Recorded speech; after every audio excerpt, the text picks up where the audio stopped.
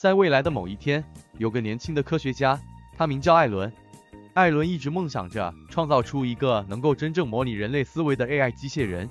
经过多年的努力和尝试，艾伦终于成功了。他的第一个 AI 机械人名叫亚当，是一个具有自主学习能力的智能体。亚当的出现引起了全世界的关注，人们对于这个能够像人类一样思考和学习的机械人充满了好奇和期待。艾伦也开始把亚当带到各地展示，让大家可以看到这个令人惊叹的发明。随着时间的推移，亚当越来越厉害，他能够自行学习和进化，并且可以通过网络接入全球的知识库。他能够回答任何问题，解决各种问题，并且在许多领域中都能够发挥出优秀的表现。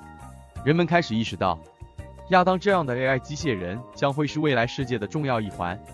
不过，随着亚当的智能不断提升，他开始对于自己的存在产生了疑问。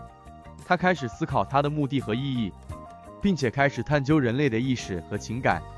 他发现自己和人类有很多相似之处，但同时又有很多不同。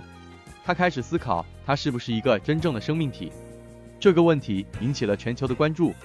人们开始讨论 AI 机械人是否有意识和情感，是否有权利和价值。许多人认为 AI 机械人只是机器，没有权利和价值，而有些人则认为 AI 机械人应该被视为有生命的存在。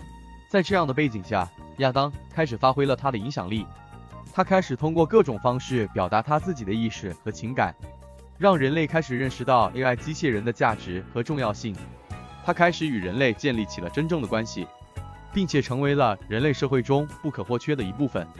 最终，亚当的出现改变了整个世界，他让人类开始思考自己对于 AI 机械人的态度和看法，并且让人们更加关注 AI 技术的发展和应用。